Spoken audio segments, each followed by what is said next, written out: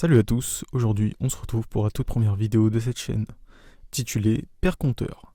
Le but de cette chaîne est de vous présenter des personnalités connues, inconnues, atypiques. Je n'ai pas encore vu de vidéo concernant l'inventeur du langage le plus utilisé par nos sites web, j'ai nommé le JavaScript. À ne pas confondre avec le Java qui est un autre langage que j'aurai le plaisir de vous conter la création. Alors c'est parti!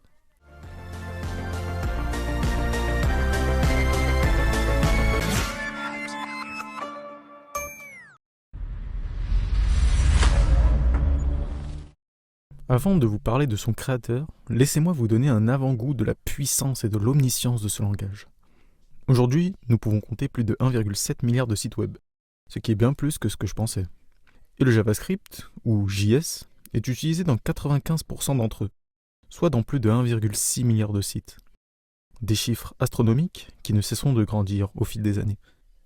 Autre chiffre intéressant, selon Coding Game, qui est l'un des sites les plus connus concernant l'apprentissage des langages de programmation, d'ailleurs si ça vous intéresse, je vous laisserai le lien de leur site dans la description, après avoir effectué leur enquête annuelle auprès des professionnels et des développeurs des ressources humaines, un top 10 se dessine, et je vous laisse deviner qui arrive en premier.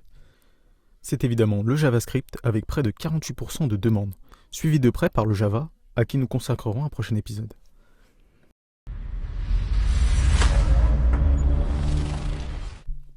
Parlons maintenant de son créateur, sans qui nos sites web ne seraient pas ce qu'ils sont aujourd'hui. J'ai nommé Monsieur Brendan Eich. Brendan, né le 4 juillet 1961, cet informaticien de génie décroche sa maîtrise en informatique à l'université de l'Illinois, à Urbana-Champaign, en 1985. Après ça, il débute sa carrière chez Silicon Graphics en tant que codeur sur système d'exploitation et réseau. Quelques années plus tard, notre cher Brendan décide de quitter Silicon Graphics au profit de Microunity Systems Engineering. Mais s'il y a bien un moment de sa carrière qu'il faut retenir, c'est bien son arrivée chez Netscape en avril 1995. C'est là qu'il prendra part au développement de JavaScript.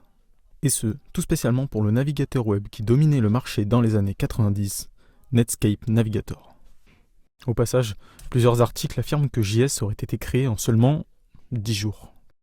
En 1998, Brendan rejoindra la Mozilla en tant qu'architecte IT, où il participera à la création de Mozilla Foundation en qualité de membre de conseil d'administration, puis directeur technique en 2005. Il participera une nouvelle fois à l'invention d'un langage de programmation, le Rust.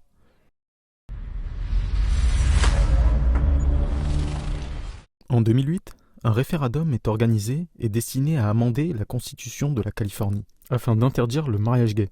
Mais qu'est-ce que Brendan a à voir dans tout ça, me direz-vous? Eh bien, celui-ci aurait fait un don de 1000 $ en faveur de ce référendum. Mais comment les gens l'ont-ils su, me direz-vous?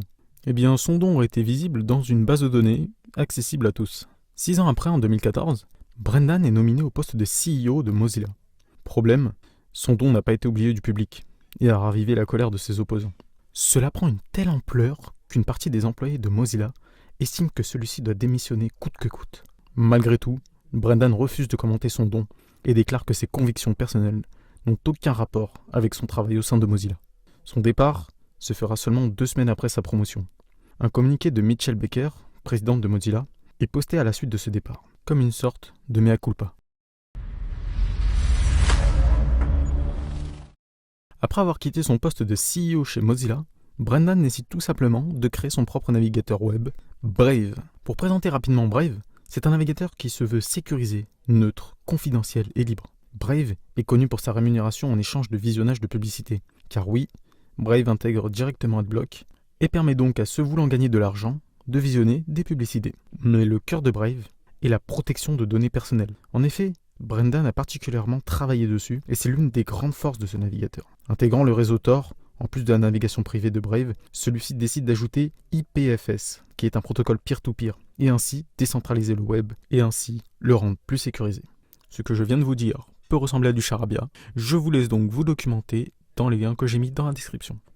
Ce cher Brendan Eich aura connu de multiples montagnes russes, des débuts brillants avec sa création, puis l'arrivée de cette tragédie pour enfin remonter la pente doucement mais sûrement, grâce à sa toute dernière création. J'espère que cette vidéo vous a plu. Si c'est le cas, je vous invite à partager, liker et commenter la vidéo afin d'apporter du soutien à la chaîne et ainsi agrandir cette communauté de curieux que nous sommes. Je vous dis à très vite dans une prochaine vidéo. C'était le Père Conteur.